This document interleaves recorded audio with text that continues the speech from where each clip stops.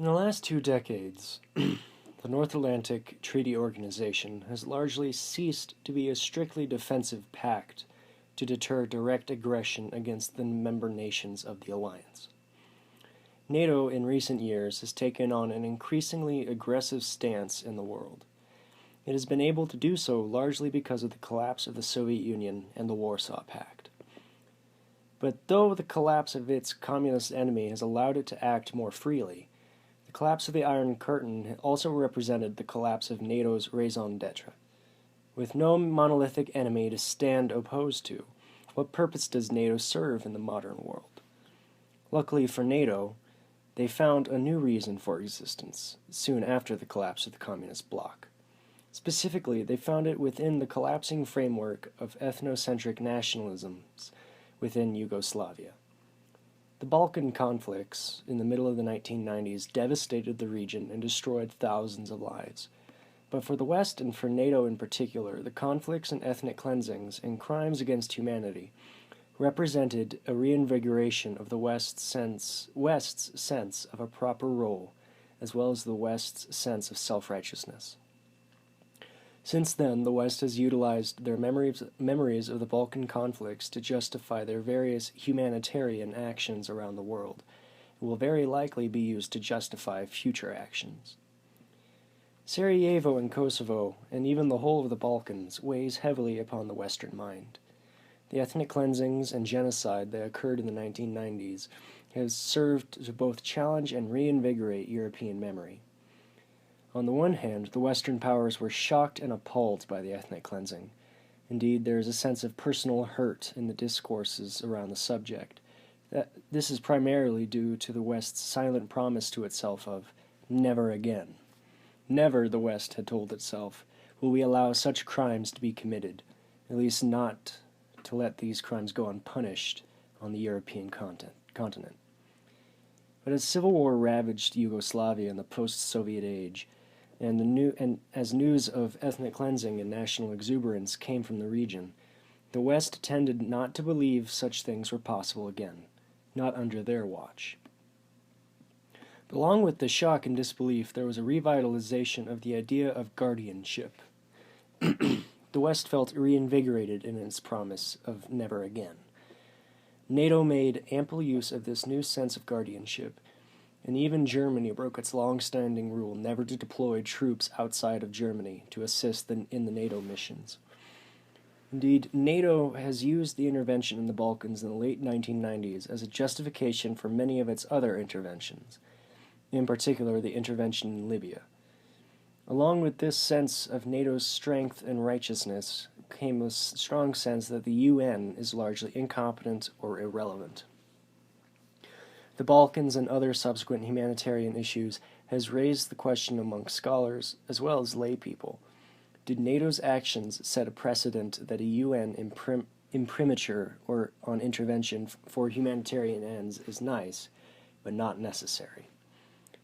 Undeniably, the answer to that question, at least in the minds of many people, and within the collective memory of the events as a whole, is an unequivocal yes. The Western perception of the region is one of instability.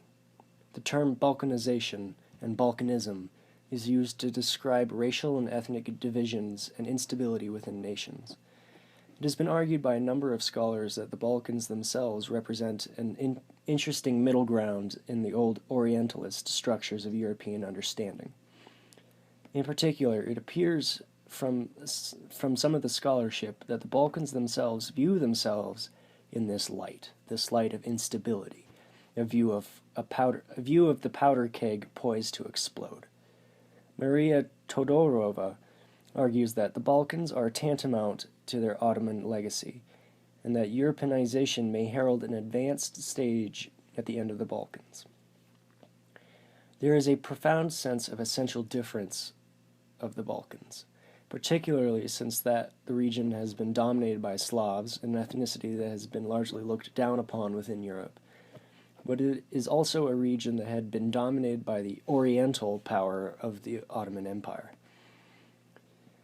The Balkans has been struggling to incorporate itself into a wider European community, but at the same time feels itself as foreign to said community, particularly with a high number of Muslims in the region.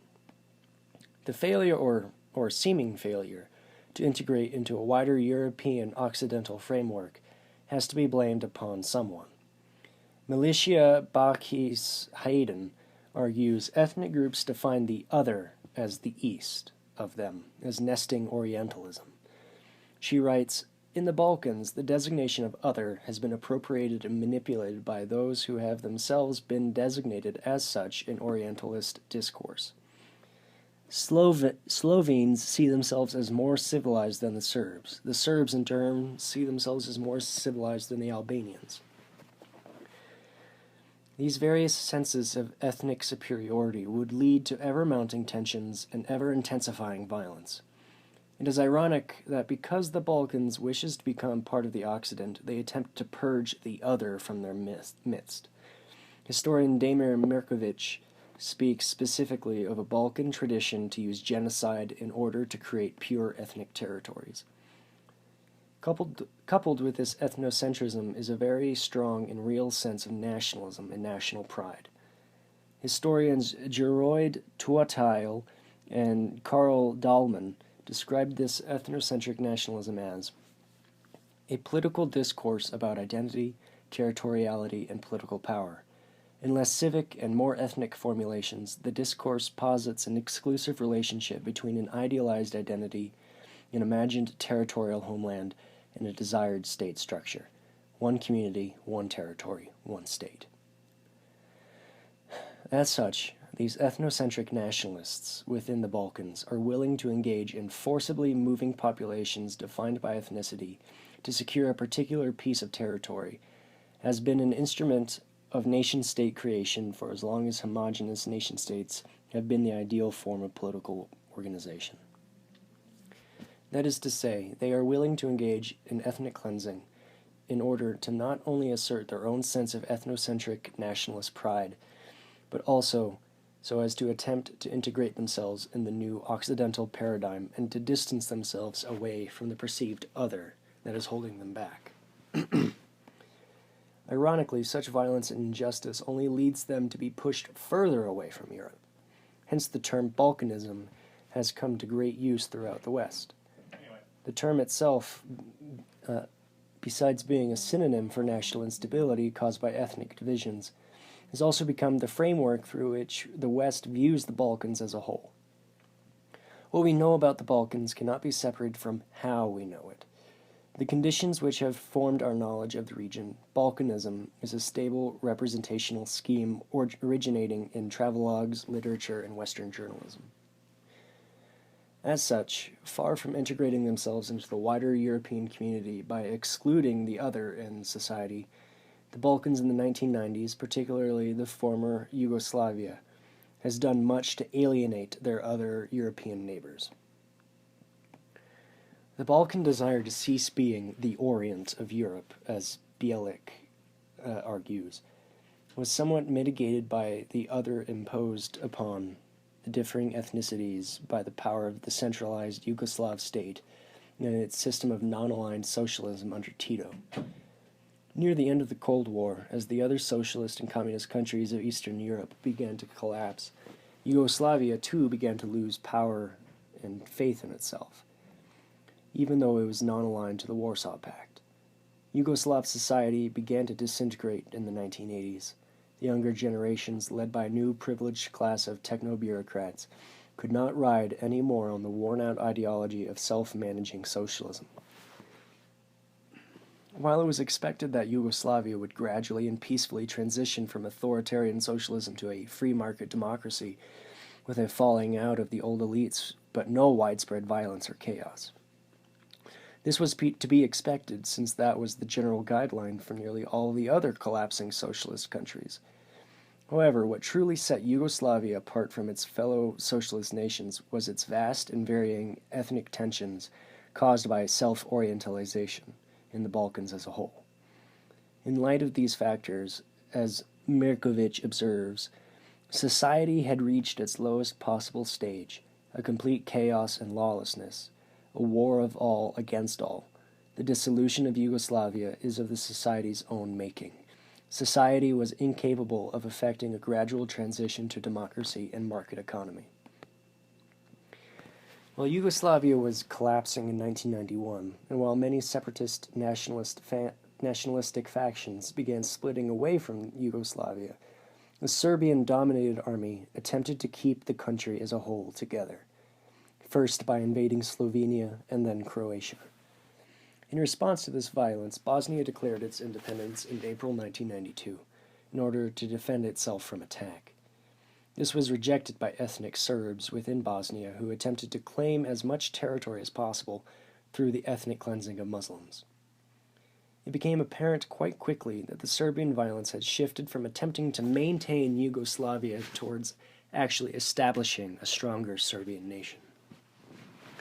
Twatale sums up the situation quite succinctly. The struggle is that of Bosnian Serb nationalists in alliance with like-minded enthusiasts in Serbia to carve out their own homeland within Bosnia for incorporation into a Serbia-dominated rump Yugoslavia. Violence launched against mixed towns and regions across Bosnia in April 1992. Similar campaign in Croatia. In the midst of these political maneuverings, real people, far from ideological ideals and purity, who wished to live their lives, were drastically affected in negative ways. Dozens of villages and towns were burned to the ground and bombed, their inhabitants forced to flee their homes while snipers took potshots at them. The effects upon the civilian populations are depicted quite well in the film's Welcome to Sarajevo, which shows both living conditions of persons in the besieged city of Sarajevo, as well as the perceived incompetence of the UN. The film Behind Enemy Lines also goes into some detail at the living conditions of average civilians who want nothing to do with the war.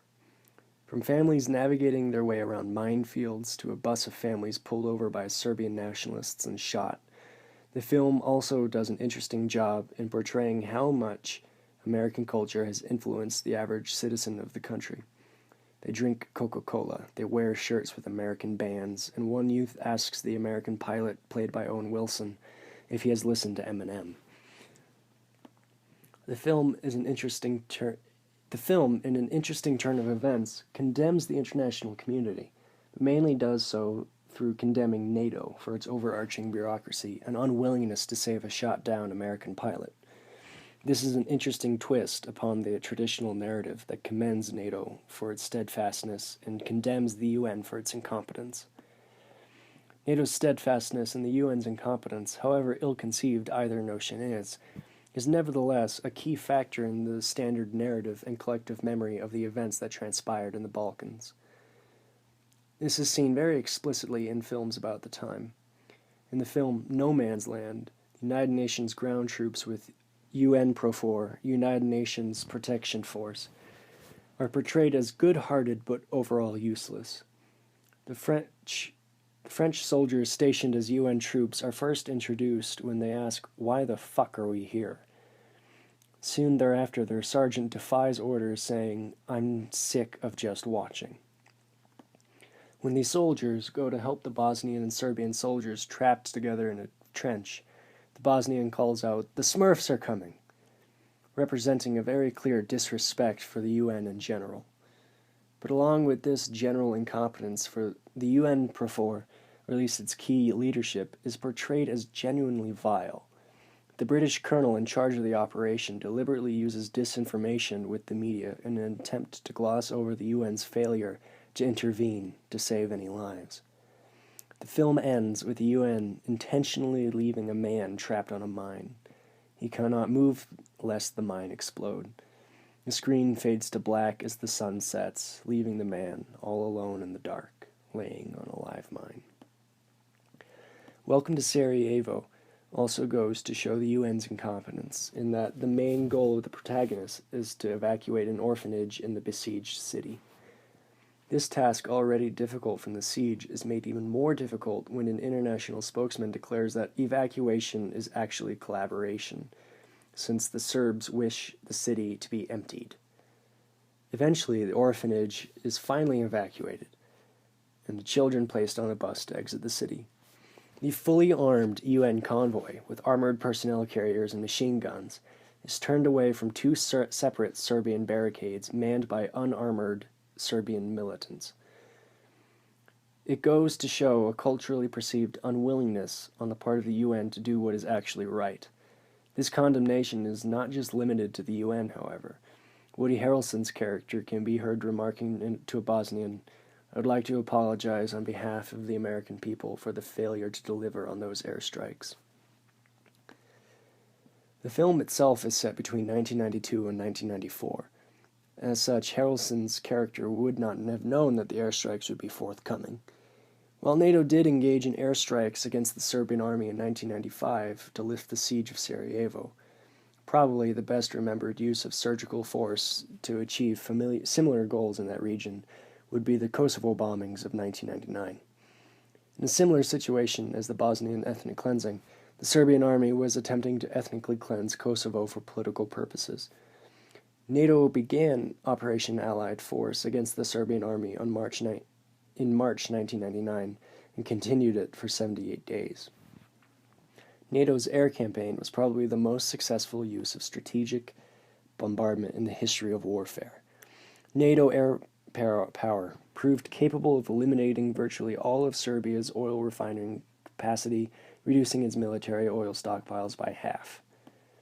NATO struck at the Serbian army in support of the Kosovo Liberation Army, with surgical precision, following the Powell Doctrine quite closely.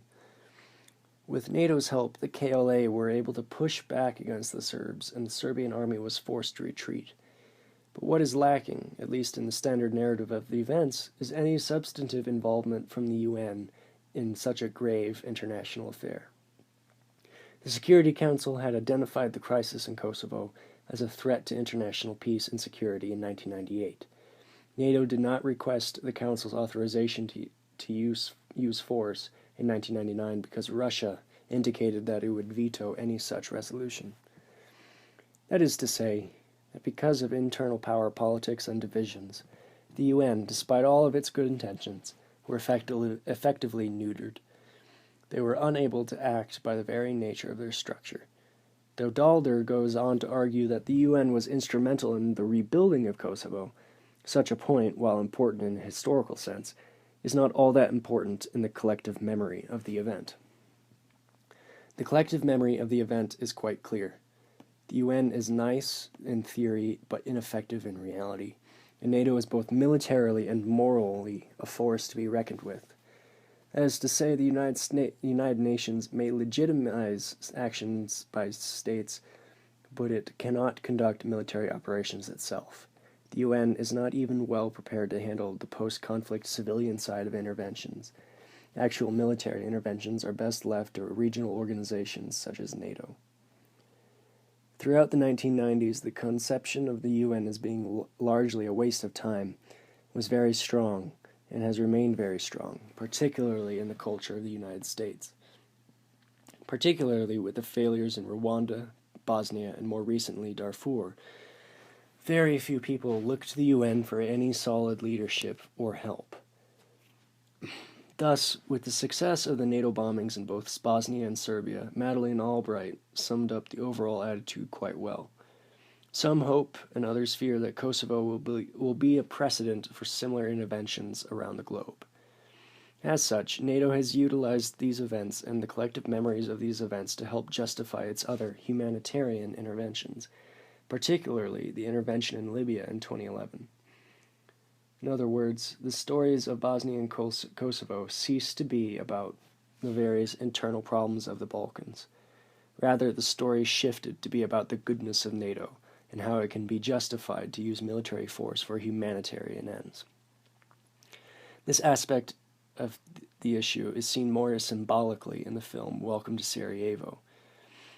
When Woody Harrelson's character, a reporter, braves sniper fire to help a priest drag a body out of harm's way, he tries to justify his actions by saying it would get attention for the problems in Sarajevo. The fellow journalist remarks, "It wasn't about Sarajevo, it was about you." In similar fashion, the standard narrative is not about Sarajevo, it is about NATO. But in order to actually justify their future actions, it is not enough that the collective memory hold them to be the heroes and the UN to be well-intentioned but ineffective automatons who just stood by in the face of genocide. Such a narrative is not enough. The narrative requires a villain for the hero to act against. Any good story needs a protagonist and an antagonist.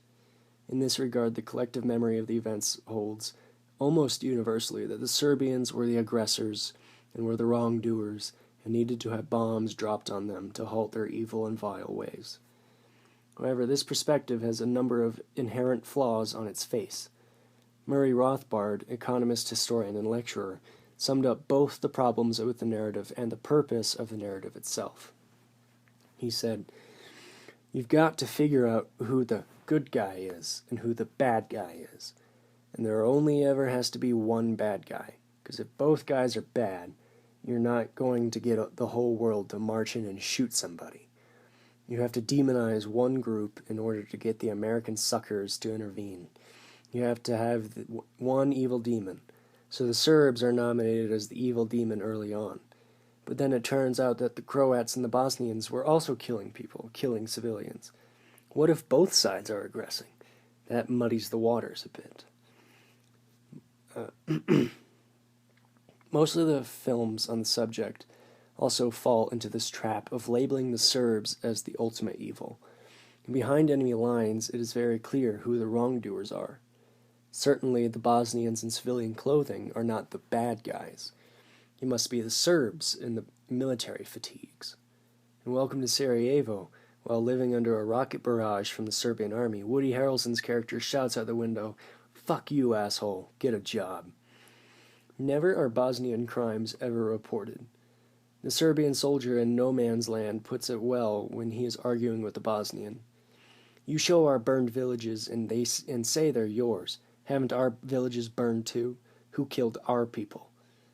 While the film itself attempts to show both sides of the story, the plot itself is somewhat contrived for that purpose, particularly when the soldier on the mine says flatly, "Who cares who started it? We're all in the same shit now. Cut it out. Calm down. I'm fucking sick of this." Despite these well-intentioned attempts, nevertheless, the film does much to propagate the standard narrative. It is the Bosnian soldiers in civilian clothes that are first fired upon by the Serbian soldiers in fatigues. It is the Serb officer who the film attempts to lambaste by showing the viewers that he has homosexual pornography in his wallet. Nothing important to the plot, but simply a jab at the officer, who thinks of the idea of booby trap Bosnian bodies with mines. It is the Serbian side that fires shells at the middle trench where the main characters are hiding, not caring if their own men are in the trench. And it is the Serbs who have a child soldier who plays an accordion for the delight of a fat Serb officer. All in all, the image portrayed in all of these movies upon the subject always invariably show the Serbs as the de facto bad guys, without showing any actions that were taken against the Serbs specifically. Of course, it must be said that the actions taken by the Serbian army to ethnically cleanse the areas they invaded were entirely reprehensible, and of course should be punished. But what is very problematic is to not at all recognize the complexity of the multitude of issues in the situation as a whole. It cannot be denied that Bosnians did commit similar acts upon Serbs, and such acts do need to be punished. But it is inherently problematic to side with one side and label the other as bad in a quite arbitrary matter. Regardless of what should or should not have been done, such assessments do not change the fact that NATO and the world community more or less arbitrarily chose to support the Bosnians and to demonize the Serbs. In similar fashion, NATO arbitrarily chose to support the rebels in Libya, demonizing Gaddafi as a thug, which he was, but completely glossing over the atrocities against Gaddafi loyalists, or perceived loyalists, committed by the Libyan rebels. What is more, NATO continued its support and continued to justify said support, even after it became clear that the rebel groups were largely being drawn from Islamist movements. In particular, such Islamist movements can be seen growing in strength, especially when one takes into account the attacks upon the American consulate in Benghazi on September 11, 2012. Even after the new government of Libya began to act in a similar fashion as the Gaddafi regime, particularly with the siege of Bani Walid in October of 2012. While NATO had ceased its support for the groups that had overthrown Gaddafi, it did not retrospectively state that said support may have been ill-advised. NATO maintained that what they had done in supporting the installation of a radical Islamist government in Libya was justified.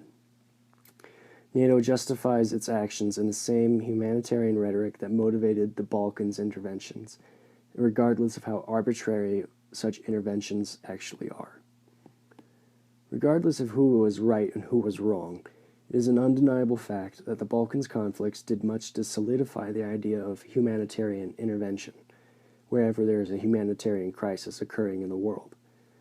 While such interventions are not always carried through, it can be expected that someone somewhere in the West will advocate for it. The standard narrative of the Balkans conflicts and of the subsequent NATO interventions has taken great strides in affecting this ideal. The narrative of the Balkans not only justifies interventions in the past, but as well as interventions in the future.